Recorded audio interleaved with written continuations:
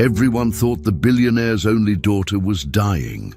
Doctors said she had no more than 3 months left. Her father, devastated and desperate, tried every treatment money could buy, but nothing worked. Nurses came and went, but the girl stayed silent, weak, and fading fast. Then one day, a new maid was hired. She seemed ordinary, quiet, careful, just doing her job. But as days passed, she noticed things no one else did. She paid attention, asked questions no one dared to ask. And then she found something that changed everything. What she discovered didn't just give hope. It uncovered a secret that had been hidden for years. Before we continue with this story, don't forget to subscribe to the channel and like the video. Oh, and don't forget to comment below where you're watching us from. We love to know that. Richard Wakefield was once a very successful businessman. He owned many companies and was known for his sharp mind and leadership. But after the tragic death of his wife, everything changed.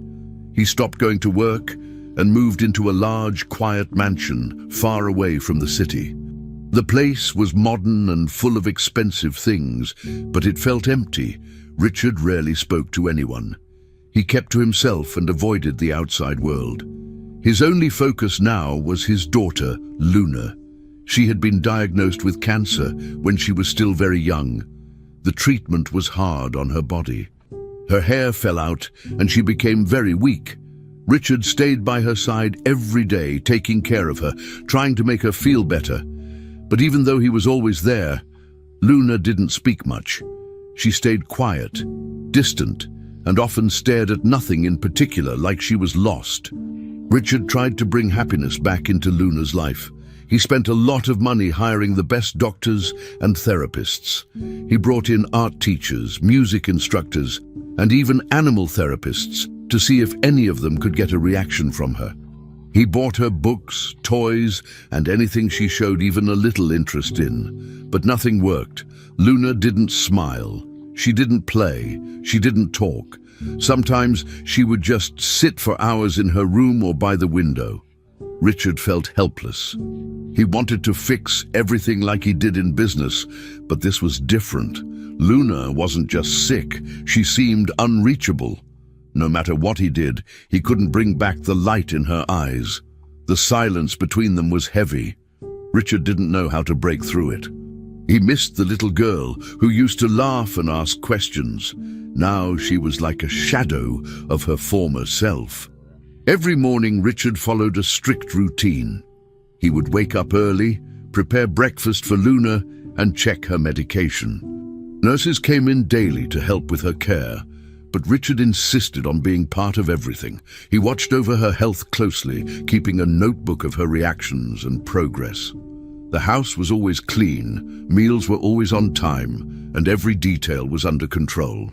He thought that maybe by being organized, he could keep the situation from getting worse. But even though everything around them was perfectly managed, nothing felt right. The silence in the house was louder than any noise. Luna rarely spoke a word. Sometimes she would nod or shake her head, but most of the time she didn't respond at all. Richard kept trying, hoping that one day something would change. He was always looking for signs of improvement, but the days went by slowly, always the same, without any real progress. Richard often blamed himself for everything. He believed that if he had done something differently, maybe his wife would still be alive, and maybe Luna wouldn't be suffering so much. He remembered the happy days when their family was complete. Those memories hurt now. He kept old family photos in a drawer, but he couldn't bring himself to look at them. They reminded him of what he had lost. He carried guilt like a weight on his shoulders. At night, when Luna was asleep, he would sit in his office, staring at nothing, thinking about the past. The silence during those nights was even deeper. No calls, no meetings, just silence. His friends had stopped calling. His employees managed the companies without him. He didn't care anymore. All that mattered was Luna. He thought maybe if he could make her better, he could forgive himself. But day after day, Luna stayed silent, and Richard stayed broken. The mansion was big, with many rooms, but Richard and Luna only used a few. Most of the time, they stayed in her room or the living room. Richard tried to make the house more cheerful. He painted Luna's room in her favorite color and filled it with stuffed animals and soft blankets, but it didn't make much of a difference. Luna still looked distant. Sometimes she would draw, but her drawings were simple and sad. Clouds, empty trees, quiet houses. Richard kept those drawings, thinking maybe they showed how she felt inside. He also placed soft music in the background, thinking it might calm her. He even asked some of Luna's old friends to visit, but she didn't show much interest. After a while, the visits stopped. The only thing that remained constant was the silence.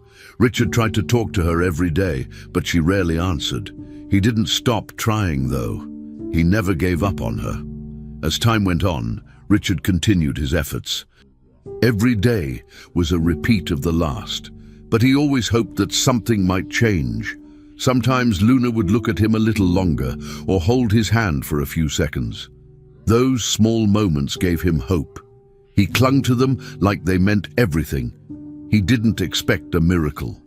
He just wanted to hear her voice again or see her smile, even once. Richard wasn't the man he used to be. His world had shrunk to one goal, helping his daughter feel alive again. He read books on trauma, talked to therapists, and tried to learn everything he could about childhood illness and emotional recovery. But no matter how much he learned, the silence between them remained. Richard protected Luna the best he could, but inside he knew. He couldn't force her to come back to the world. All he could do was wait beside her in the quiet, just like always. Julia Bennett had gone through something very painful. Just a few months earlier, she had lost her newborn daughter after complications during childbirth. The loss was heavy, and nothing in her life felt the same. She had quit her old job and moved to a smaller apartment. Every corner of her home reminded her of the baby she had held for only a short time. Julia didn't speak much to others and spent her days in silence. One morning, while browsing job ads online, she saw a post looking for someone to work in a large house, helping with light chores and caring for a young girl. The job didn't ask for specific experience, just someone patient and responsible. Julia felt something pull her toward it. Maybe it was the mention of the child, or maybe it was the idea of starting fresh in a quiet place. Without overthinking, she applied for the job. When Julia arrived at the mansion, the first thing she noticed was how quiet everything was. The house was large and well kept, but it didn't feel warm or welcoming. It was too clean, too silent. Richard Wakefield met her at the front door. He didn't smile, but he spoke kindly. He explained that the job wasn't exactly like working in a normal house. His daughter Luna was very sick and didn't speak much. He didn't expect much from Julia at first, just someone who could help with cleaning, small tasks, and keep a respectful distance. Julia accepted the terms and moved into a small guest room in the back of the house. The other staff members didn't stay long. They came and went quickly, saying the job was too difficult, but Julia didn't feel overwhelmed. She was used to pain and silence. Something about the house reminded her of how she felt inside, calm on the outside, hurting on the inside. In the first few days, Julia did her tasks quietly. She cleaned the kitchen, organized the books in the study, and helped the nurse carry medical supplies upstairs. She didn't try to talk to Luna right away. Instead, she watched from a distance. Luna spent most of her time in her bedroom or sitting near the window. She never asked for anything and rarely responded to anyone.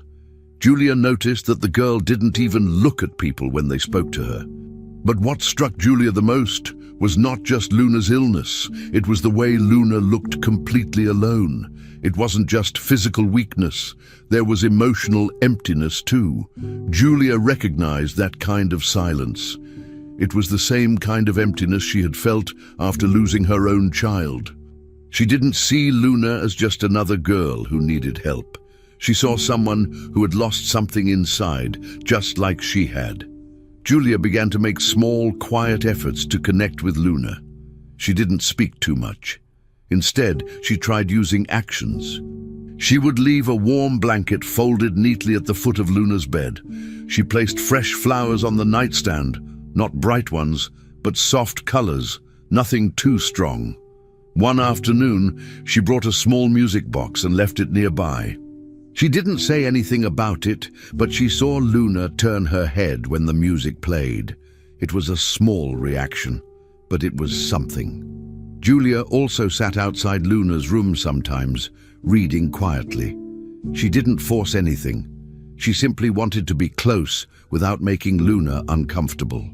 Over time, Luna started glancing at her, then holding eye contact for a few seconds.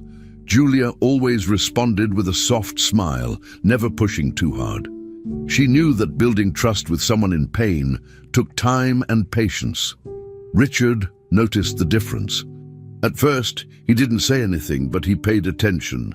Unlike other employees, Julia never tried to impress him or ask too many questions. She wasn't overly cheerful, and she didn't act like she could fix things. She just did her work and treated Luna with quiet respect.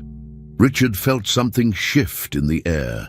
Julia's presence wasn't loud, but it filled a space that had been empty for too long. One evening, he walked past Luna's door and saw the girl holding the small music box Julia had given her.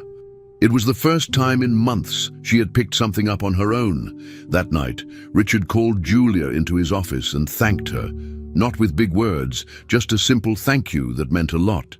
He didn't ask her to do more. He just told her to keep being herself. That was enough. As the days passed, Julia and Luna developed a quiet understanding. There were no long conversations, but small moments started to appear. Luna would let Julia brush her hair or sit beside her without moving away. Sometimes Julia would bring her a drawing pad and find a new picture later, drawn in pencil. These small things told Julia that Luna was starting to trust her. She didn't expect fast progress, and she didn't expect everything to get better quickly, but she believed in the power of connection. The pain that Julia carried helped her see Luna differently, not as a patient, but as a person. She didn't try to fix Luna's sadness. She simply stayed close, gently reminding her that she wasn't alone. It wasn't a job for Julia. It was something more. She felt that maybe, through helping Luna, she could also begin to heal a part of herself that had been broken for so long. Julia had been working in the mansion for a few weeks now. Her days were mostly the same. She cleaned the rooms, prepared small things for Luna, and kept herself busy without making noise. She had gotten used to the quiet environment. It was almost normal to her now. One afternoon, Julia was helping Luna get ready after a nap. The girl had started to let Julia get closer. That day, she offered to brush the small strands of hair that were slowly growing back on Luna's head. She used a soft brush and moved carefully, not wanting to hurt her. Suddenly, Luna moved slightly and said something in a low voice. Julia froze when she heard the words, "It hurts. Don't touch, Mommy." Her hand stopped in the air. She didn't say anything right away. Her mind was processing what had just happened. Luna had called her Mommy. That moment didn't feel like an accident. Julia stayed very still, unsure of what to do. Luna's voice had sounded afraid, like the pain she felt was more than just on the outside. Julia looked at her gently, but Luna didn't look back. She kept her eyes on the floor, holding the edge of her shirt. Julia slowly placed the brush down and said, "Okay, we're done for now." She didn't ask questions, didn't push for an explanation, but inside, her mind was racing. Luna had never said much before. She had always been quiet, barely reacting. This time was different. It wasn't just the word Mommy that stood out, it was the tone. There was emotion behind it, a kind of fear or memory. Julia didn't know what to think, but she knew that something was off. Luna's reaction wasn't just about the brush. It was about something else. Something that Julia didn't understand yet, but she felt the need to find out. After leaving Luna's room, Julia walked slowly through the hallway. Her steps were automatic. Her thoughts were elsewhere. She replayed that moment in her head over and over again. She thought about how Luna had said the word "mommy" like it was part of something from the past. Julia had lost a child herself, so she understood how powerful that word could be. But Luna had a mother who had died. That was what Richard had told her when she was first hired. Was it possible that Luna was confusing her with someone from a memory, or was it something deeper? Julia started to feel an odd discomfort. Something about the situation didn't fit. The way Luna had reacted was so specific, like she was reliving a moment. Julia didn't want to imagine anything bad, but she couldn't shake the strange feeling. A silent doubt began to form inside her, a doubt that wouldn't go away easily. In the days that followed, Julia paid closer attention. She didn't act differently on the outside, but her eyes were sharper now. She noticed how Luna avoided some kinds of touch. Sometimes she flinched when someone walked too close behind her. Other times, she became very quiet when Richard entered the room. None of these things were dramatic or obvious, but when added together, they made Julia feel uneasy. She also began to wonder why Luna never spoke about her mother.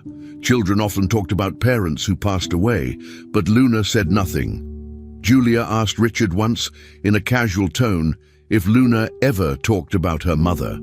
He gave a short answer. Not really. He didn't seem open to continue that topic. That response only increased Julia's doubt. It wasn't just about what was said. It was about what was never said. The silence around Luna's past started to feel heavier than before. One evening, while organizing some books in the study, Julia found a photo album. It was covered in dust and stored behind several thick folders.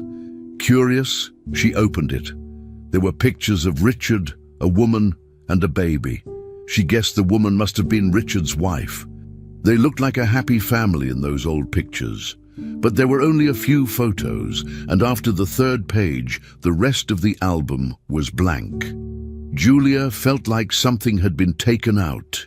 There were no pictures of Luna growing up, no school photos, no birthday parties. It was like her life had been paused. Julia closed the album and put it back exactly where she found it. She didn't want to cause trouble. But the questions were growing louder in her head. Why was Luna's history so empty? Why did Richard always avoid certain topics? Something was being hidden. She was sure of it now. From that moment, Julia couldn't ignore her feelings anymore.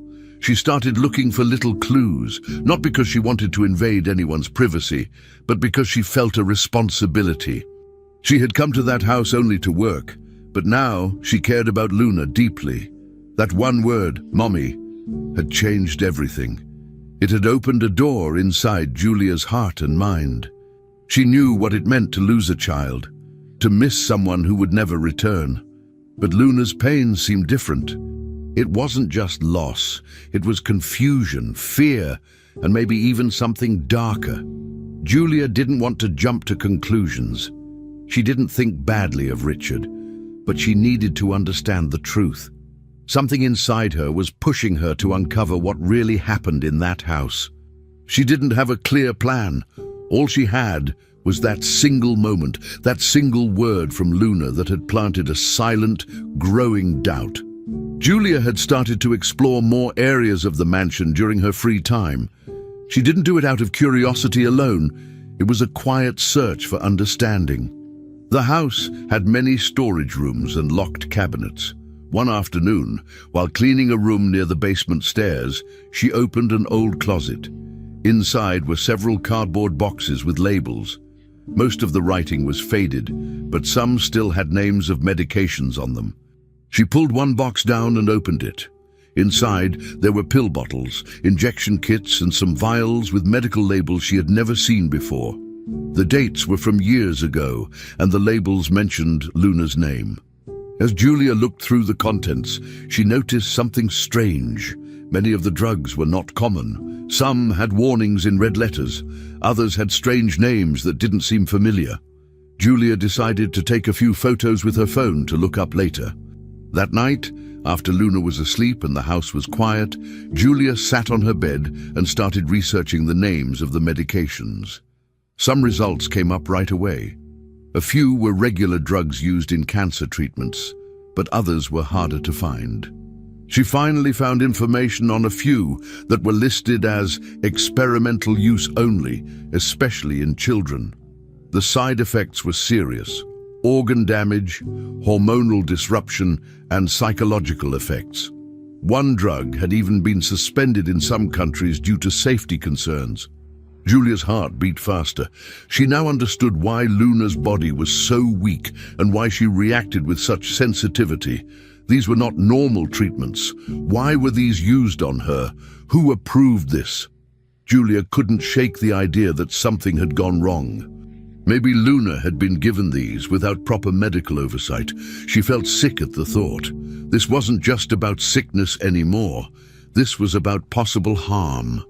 Julia didn't sleep well that night. Her mind kept spinning with possibilities. She tried to imagine what Richard knew. Did he approve those medications? Did he know about the risks, or was he trusting a doctor blindly without checking the full details? The more Julia thought, the more questions she had, but she didn't have answers. She wanted to confront Richard right away, but something held her back. What if he truly believed he was helping Luna? What if he didn't know? And worse, what if he did know but kept going anyway? Julia didn't want to accuse anyone without proof, but the fear inside her was growing. She had seen how fragile Luna was, how quiet and distant. Now she wondered if part of that was caused by the treatments themselves. Maybe they weren't just side effects. Maybe they were part of something much bigger, something wrong. Julia now felt responsible for finding out the truth. The next day, Julia continued her tasks as usual, but her focus had changed. She watched everything more closely. When the nurse brought in Luna's daily medicine, Julia paid attention to the labels, the dosages, and the nurse's behavior. She didn't say anything, just observed. She also checked the cabinets in the bathroom again, comparing the current medicines with the ones she had found in storage. Some names matched. That made her even more nervous. She also started looking at Luna's medical files, which were kept in Richard's office. She didn't take anything, but she glanced at some of the notes when Richard stepped out. One folder had lab reports with unfamiliar terms. Julia wrote them down to research later. The deeper she looked, the more she felt something was not right. Her hands shook a little when she closed the folder. This wasn't just guessing anymore. Something serious was being hidden, and it involved Luna's health directly. Julia knew she couldn't carry this alone for long, but telling Richard was a big step. If he was innocent, she might scare him. If he was guilty, she might put herself at risk. So she chose to wait a bit longer. She wanted more proof. She wanted to understand everything before saying anything. At the same time, the weight in her chest was growing. She was starting to care deeply for Luna. The girl trusted her now. They shared small smiles, quiet moments, even brief conversations. Julia couldn't sit by and do nothing if something dangerous was still happening. Every time Luna took a pill or received an injection, Julia watched with worry. She started keeping a notebook where she wrote down everything. Names, times, reactions. It was her way of staying in control. She needed a plan, but most of all, she needed to protect Luna, even if it meant going against people with more power. Days passed, and the truth continued to unfold in small pieces. Julia had now built a collection of notes, photos, and questions, but she still didn't know how to act. The responsibility was becoming too much. What she had discovered couldn't be ignored. Luna was not just sick. She was possibly harmed by decisions made by adults around her. Julia didn't want to believe that Richard would do such a thing on purpose, but she also couldn't fully trust him anymore. She didn't know who had made those choices, but they weren't right. The girl deserved better. Julia looked at Luna differently now, not as someone who was simply unlucky, but as someone who had been failed. This thought hurt deeply. The connection Julia felt with Luna grew stronger. She wasn't just a worker anymore. She felt like a protector, a guardian. And no matter how difficult the road ahead, she was ready to search for answers. Something very serious was hidden in that house. Julia had grown more careful in everything she did. Each day, she watched Luna more closely, not in a way that made the girl feel uncomfortable, but with quiet attention. She noticed the small things, how Luna reacted to different voices, which objects she avoided, and when she seemed more relaxed. Julia didn't try to ask too many questions or push Luna to talk. Instead, she stayed near, always calm, always available. Julia had realized that trust would not come with words, but with presence. And little by little, Luna began to change. She started looking directly into Julia's eyes. She no longer pulled away when Julia sat beside her. These were small moments, but to Julia, they meant everything. She felt something shifting between them. It was no longer just about taking care of Luna physically. It was becoming something deeper. Julia knew she was getting closer to the heart of the girl's silent world. One afternoon, the house was especially quiet. Richard had gone out for a meeting, and the nurse had stepped away to take a phone call. Julia was in the living room with Luna. The girl was lying on the couch, wrapped in a soft blanket. Julia sat on the floor nearby, organizing some books. There was no music, no noise, just silence. Then something unexpected happened. Luna sat up slowly and looked at Julia. Her eyes didn't seem scared this time. Instead, they looked tired, like she was carrying something heavy. Luna crawled toward her, gently leaned forward, and placed her arms around Julia's neck. The hug was light but real. Julia didn't move at first, surprised by the sudden closeness. Then she wrapped her arms around Luna, holding her carefully. That was when Luna whispered something. Very softly, almost too soft to hear, she said, "Don't leave me, Mommy." Julia felt her body freeze. Her eyes filled with tears instantly. Julia didn't say anything right away. Her throat was tight and her heart was pounding. She just held Luna, staying completely still. The words, "Don't leave me, Mommy," echoed in her mind over and over again. She could feel Luna's small arms wrapped tightly around her. It wasn't a simple hug. It wasn't a mistake. It was full of fear, of a deep wish to not be alone. Julia didn't know if Luna meant to call her that, or if it was a memory from the past coming forward, but it didn't matter. What mattered was that Luna had let her in. Julia could feel it. This wasn't just affection. It was trust. It was a cry for safety. Julia gently kissed the top of Luna's head and whispered, "I'm not going anywhere." She meant every word. The tears kept falling, but she didn't wipe them. For the first time, Luna had spoken from the heart. That moment stayed in Julia's mind long after the hug ended. She didn't want to overthink it, but she knew what it meant.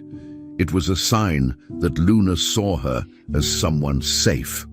For a child who barely spoke, who barely reacted to anything, calling someone Mommy was not small. Julia had never tried to replace anyone or take on a role that didn't belong to her. But now she realized she had become something important in Luna's life. She had become someone who mattered. That thought gave her a strong feeling, part love, part responsibility. Julia spent the rest of the day quiet, thinking deeply about what had happened. She also started to feel a kind of pressure. If Luna trusted her this much, she couldn't walk away. She had to protect her. It was no longer just about staying close. Now it was about fighting for her, no matter what that meant. Julia didn't tell Richard what Luna had said. Not yet.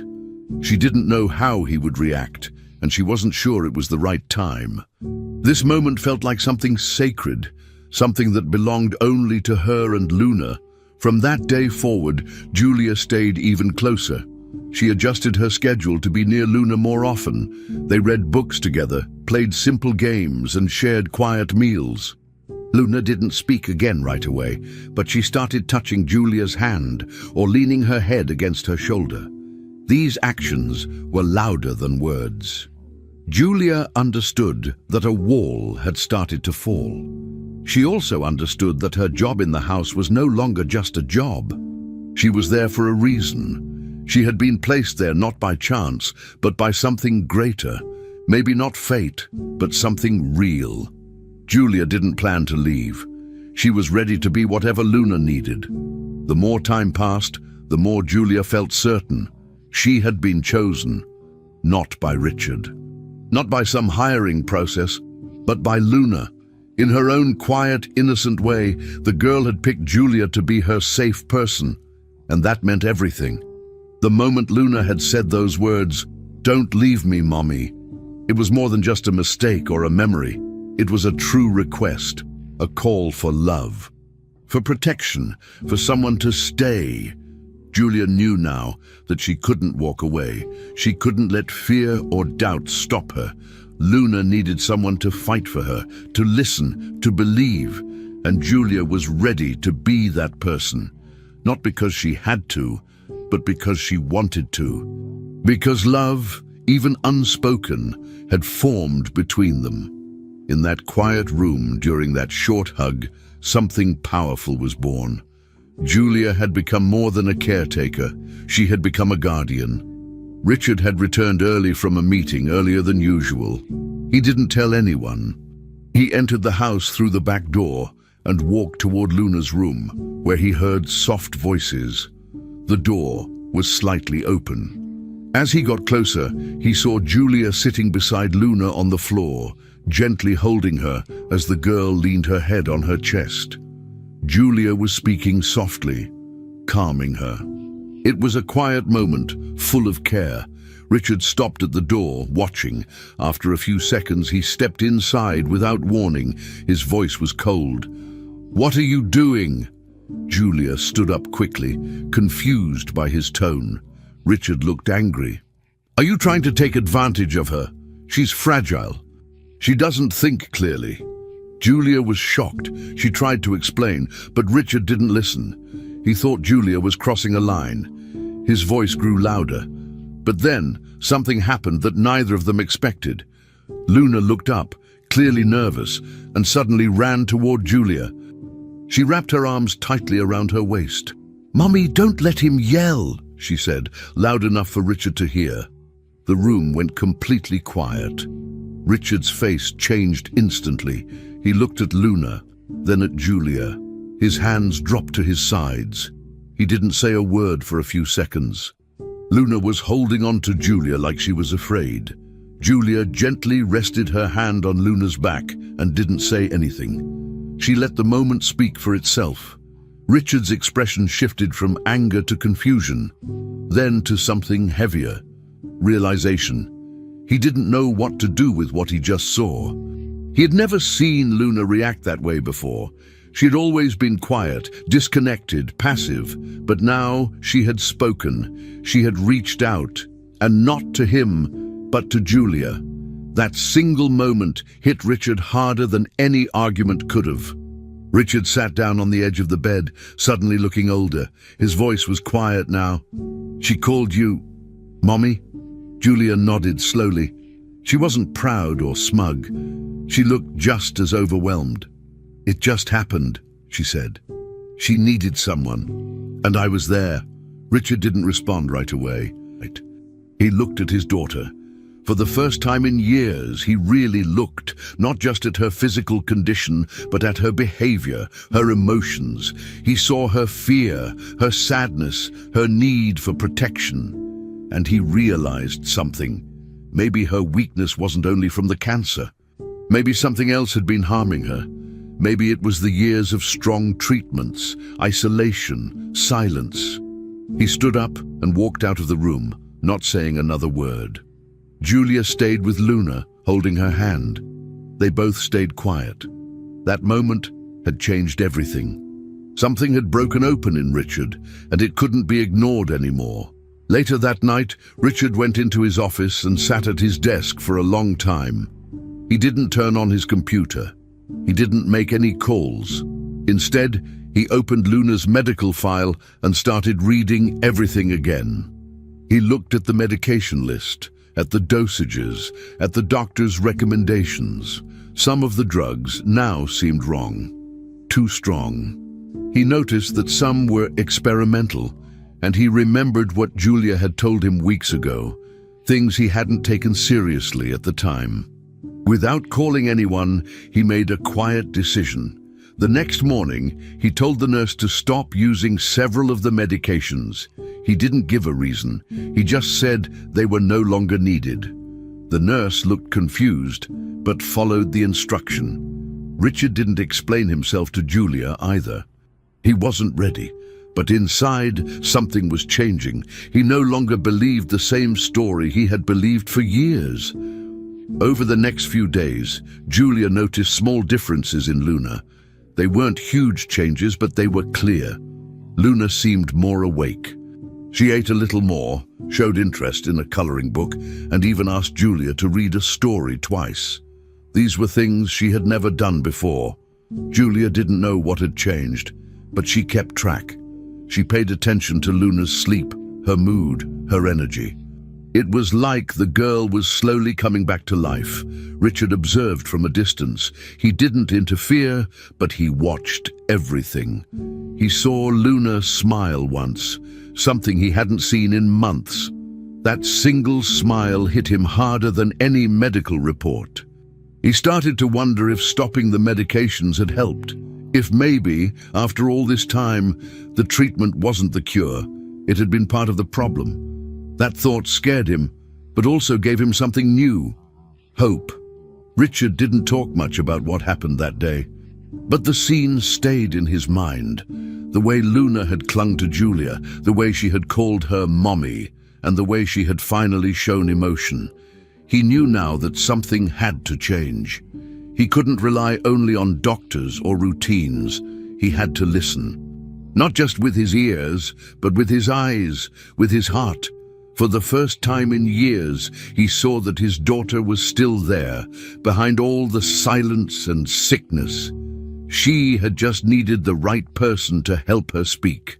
Julia had become that person. Richard didn't know what would happen next, but he understood that he couldn't go back to the way things were.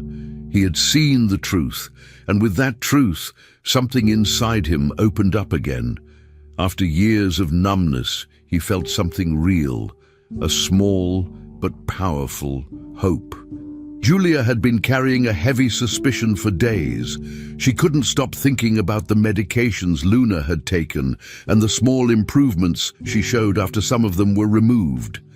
Julia didn't want to act without proof, but her gut told her something was wrong.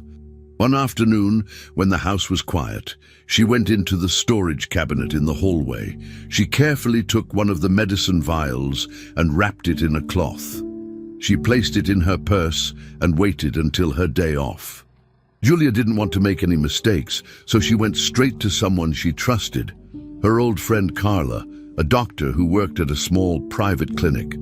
Carla had known Julia for years, and when Julia explained everything, Carla agreed to send the medication for lab analysis. Julia felt nervous, but also sure that she had done the right thing. She needed to know the truth, no matter what. 2 days later, Carla called her back. Her voice was serious, almost cold. "Julia, we got the results," she said. "You were right to worry."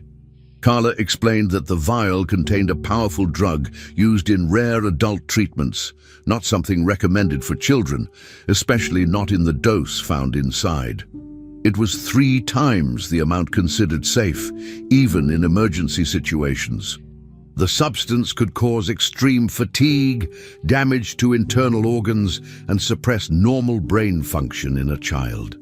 Julia sat down, shaking. She felt sick to her stomach. She couldn't believe Luna had been given this for so long. Carla continued explaining that the drug was not illegal, but it was classified for special cases only. Julia thanked her and hung up. Her hands were cold. She had confirmation now. This wasn't just about over-medication, it was about something deeply wrong. Someone had made choices that put Luna in serious danger, and Julia knew exactly who. The name on all the prescriptions was the same, Dr. Atticus Morrow. He was the one Richard had trusted since Luna's diagnosis. Julia remembered the man. He was always polite but distant. He spoke in complicated terms, making it hard for anyone to question him. Now Julia couldn't help but wonder how many people had been fooled by him. She brought the report straight to Richard. She didn't want to hide anything. She sat across from him in the office and told him everything. Richard read the report slowly, his face growing pale. At first he was silent. Then he spoke in a voice that didn't sound like his usual self. "I trusted him," he said. "He promised he could save her." Julia placed a hand on the table, trying to keep him grounded. "We need to know more," she said. Richard nodded.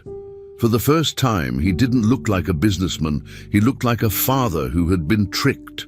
Together, they started digging into the doctor's background. Richard used his contacts to access old records, and Julia searched online forums and news archives. It didn't take long to find what they feared. Dr. Morrow had already been involved in investigations years earlier. There were reports of questionable treatments and legal disputes with families. In one case, a boy had developed heart problems after receiving similar medications under Morrow's care. The case had been closed quietly, with no charges filed, but the signs were all there.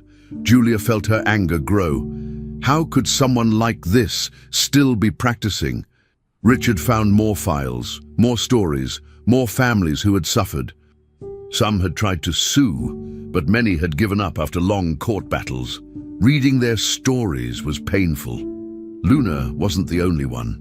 Julia and Richard were now sure this wasn't just one mistake. This was part of a pattern, a history of damage disguised as treatment. As the evidence grew, so did their sense of betrayal. Richard felt the full weight of his mistake. He had believed in Dr. Morrow completely. He had followed every recommendation, thinking it would save his daughter. Now he realized he had been blind. Julia didn't blame him. She knew how fear and desperation could cloud a person's mind, but that didn't make what happened any less serious. Richard stopped taking calls. He spent hours reviewing documents, searching names and contacting families. Some were open to talk, others didn't want to revisit the past. But each story added more pain and more fuel to their mission. They weren't just angry, they were determined. Julia had started this for Luna. Now she saw it was bigger than that. This wasn't just about one child. It was about many others who had been hurt quietly, behind the walls of hospitals and clinics. They had to do something. They couldn't stay silent anymore. In the middle of all this, Luna remained unaware of the details. Julia and Richard kept things calm around her. But inside, everything had changed. They had made a decision. They would not stop until Dr. Morrow was exposed. They began preparing a case. Carla agreed to testify if needed. Other families were slowly joining. A lawyer got involved. What started with one vial of medicine had now turned into a real fight for justice. Julia felt stronger than ever. Her role in Luna's life had gone beyond care. It had become protection. Richard, once lost in guilt and denial, now stood beside her. The betrayal hurt, but the new purpose gave them strength. They had been fooled by a man in a white coat, but now they had the truth, and with it, a reason to act. It was no longer just about Luna. It was about making sure no other child would suffer the same way. Richard and Julia had everything they needed. They organized the medical reports, documents, testimonies, and drug lab results into a full case. With the help of the lawyer and support from some of the other families affected by Dr. Morrow's actions, they took everything to the district attorney's office. The prosecutor listened carefully and promised to begin a formal investigation. Not long after, more information came to light. Dr. Morrow was not just careless, He had a connection with certain pharmaceutical companies. He was receiving payments to test new, unapproved medications on vulnerable patients. Children like Luna had been used as part of those secret drug trials. The story was shocking. As more evidence appeared, the media began to take interest. News channels and websites reported on the case. Public pressure grew fast. People wanted answers. Richard and Julia had started something big, something that could finally bring justice not only for Luna, but for many others. But not everyone wanted the truth to come out. Soon after the case gained attention, problems started. One morning, a news article appeared online accusing Richard of being an absent father who ignored Luna's care. Another headline suggested that Julia had tricked her way into the house and was manipulating the child for attention. These were lies, but they spread quickly.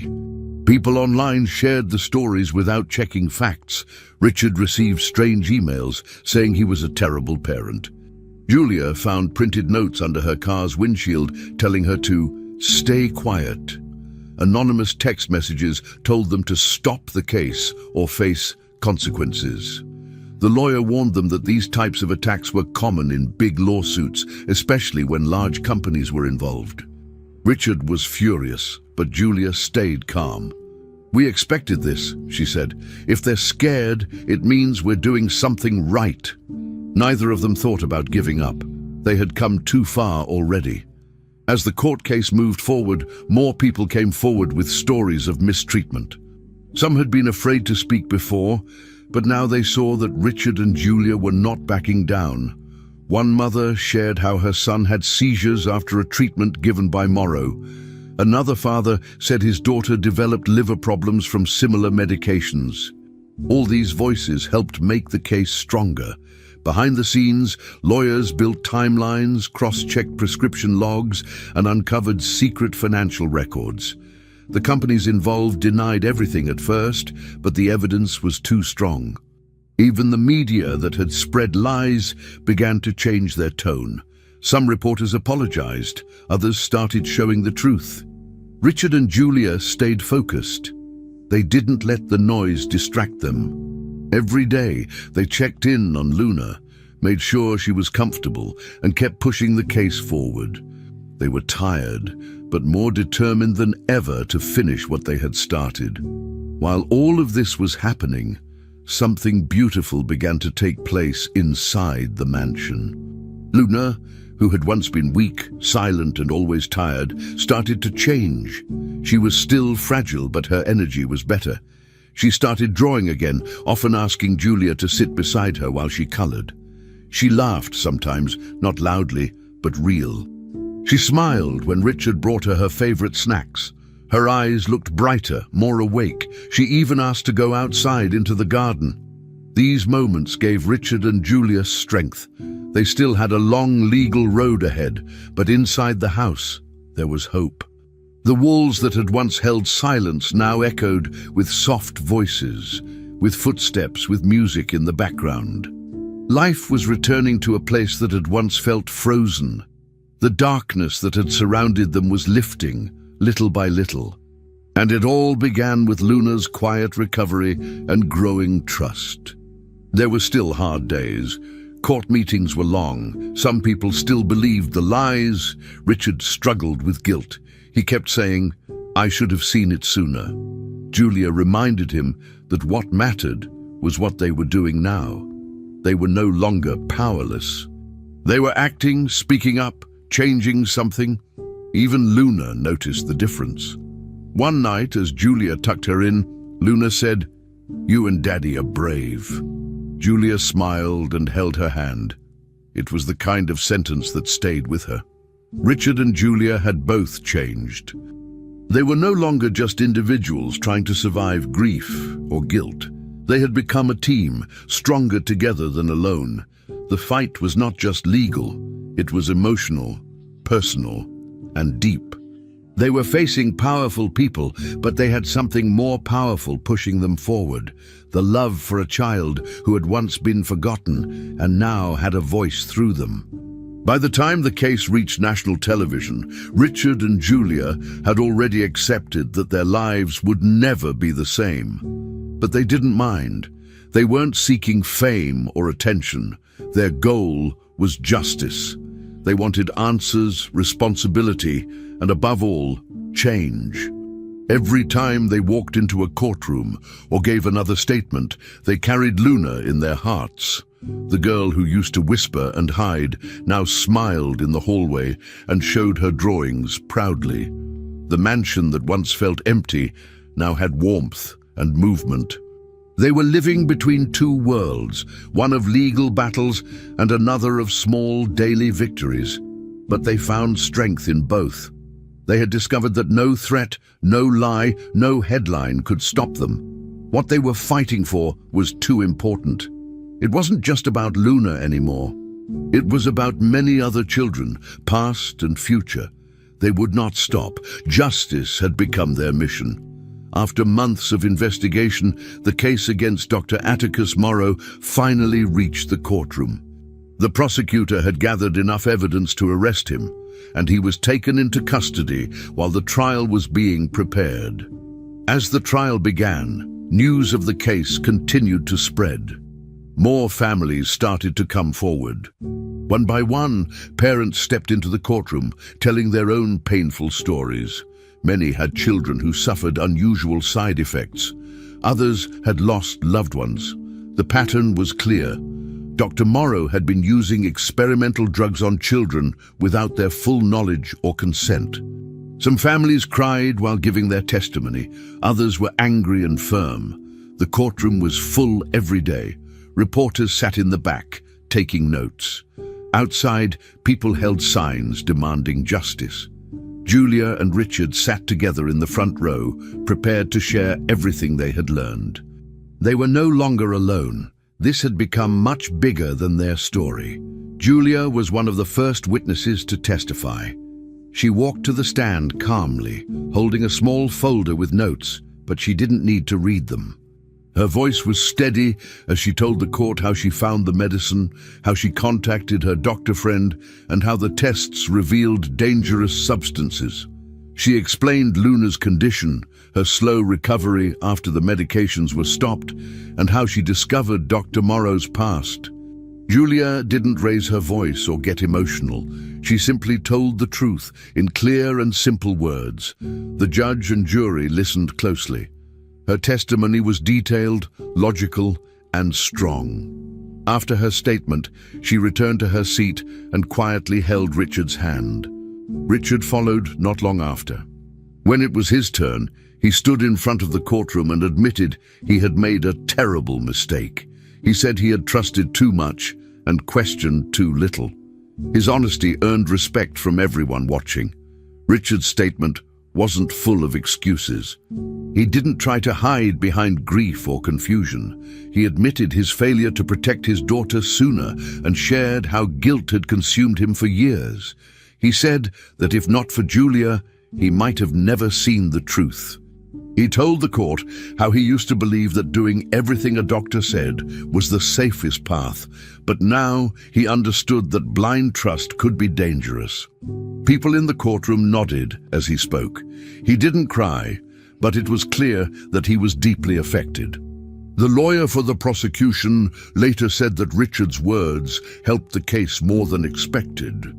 They showed how even smart, capable adults could be misled by a system that hides behind complex language and medical authority. After their testimonies, Julia and Richard sat in silence, watching as more parents came forward. Each new voice added strength to the case against Dr. Morrow. Luna did not appear in court. She was still recovering, and Richard and Julia agreed that it was better for her to stay home, safe from the media and stress. But Luna's presence was still felt. During the third day of the trial, one of her drawings was presented as part of the evidence. It was a simple picture, a little girl standing between two people holding hands. The girl had no hair, but she was smiling. Underneath, Luna had written, "I feel safe now." The courtroom was quiet as the judge looked at the picture. Some people wiped tears from their eyes. The drawing was not used to prove medical details, but it became a symbol of what the trial was about: healing, truth, and the need to protect children. It reminded everyone that behind every report and piece of evidence was a real child with a real life and a future that could not be ignored. The final part of the trial came quickly. After hearing all the testimonies and reviewing the documents, the jury took only 2 days to reach a decision. On the morning of the verdict, the courtroom was full. Reporters stood outside with cameras ready. Inside, families sat close together, holding hands. When the judge read the verdict, guilty on all counts, there was no loud celebration. Instead, there was silence, followed by deep breaths and quiet tears. Dr. Morrow sat still, showing no reaction. The judge sentenced him to a long prison term and at the same time announced that the medical board had begun reviewing all patient safety regulations. New laws were being proposed to limit the use of experimental treatments, especially on children. Julia and Richard didn't say much after the hearing. They just stood up, hugged the lawyer, and left the courtroom. They had done everything they could. Now they could finally breathe without fear. Back at the mansion, the mood was completely different from how it had been months before. The house that once felt cold and distant now felt warm and peaceful. Luna was drawing again. She spent time in the garden, laughing with Julia and asking questions about everything. Richard joined them often, no longer distant or quiet. They talked about school, future trips, and simple things like baking or fixing the old swing in the backyard. Julia stayed, not as an employee, but as family. The trial had ended, but their lives were just beginning a new chapter. They had faced pain, guilt, and fear. But now they were moving forward with love, trust, and peace. Justice had been served, but more importantly, hope had returned. What had started as a search for answers had become something greater, a fight that protected many children and gave a new chance to a little girl who had once been forgotten. After everything they had been through, life finally began to feel normal for Luna. With the legal battle behind them and the house filled with peace, Richard and Julia decided it was time for Luna to experience something she had never fully had: a regular childhood. They enrolled her in a local school. Julia helped her prepare every morning, packing her lunch and fixing her clothes. Richard drove her on the first day. Everyone was nervous, especially Luna. She hadn't been around other children in a long time, but to their surprise, she adapted quickly. Her classmates welcomed her, and the teachers quickly noticed her talent in drawing. Her notebooks were filled with colorful images, showing scenes from her past, her dreams, and her new life. The girl who once barely spoke was now answering questions in class, raising her hand with confidence and making new friends. She had found her voice, not through medicine, but through connection. As the school year passed, Luna continued to grow. She was still small and had to visit doctors occasionally, but her energy improved. She joined a small art group at school and began winning small awards for her drawings. One day, the school counselor nominated her for a national award recognizing courage in young students. Luna was invited to a formal event where she stood on stage and received a medal for bravery. Reporters took pictures. Her name was mentioned in local newspapers. The attention didn't make her nervous. Instead, she smiled proudly, holding the medal in one hand and Julia's hand in the other. Julia stood beside her, emotional but proud. Richard sat in the audience, wiping away tears. He knew how far his daughter had come. Luna started receiving letters from other kids who were going through hard times. Some said her story gave them hope. Her journey was inspiring others, even outside the walls of their home. One afternoon, Julia was called to attend a school event. She thought it was a regular assembly, but something special had been planned. When she arrived, she saw Luna waiting on stage, holding a small envelope. A woman from the Child Services Department stood beside her.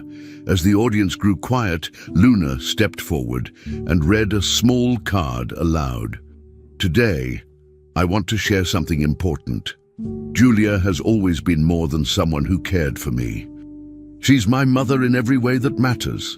The woman beside her then announced that Julia was now, officially and legally, Luna's adoptive mother. Julia was completely shocked. Her hands covered her mouth as she began to cry. She walked up to the stage, hugged Luna tightly, and held onto her for a long time. The room clapped, some people crying, others smiling. That moment marked a turning point, not just for Julia and Luna, but for everyone watching. After that, their bond only grew stronger. Julia helped Luna set up a small art studio at home. Richard cleared out a bright room near the garden and turned it into Luna's creative space. There were paints, canvases, shelves for supplies, and a desk by the window. Luna began to create art every day. Her drawings became more complex, with deeper meaning and strong emotion. Years passed quickly. Luna became a teenager, then a young adult.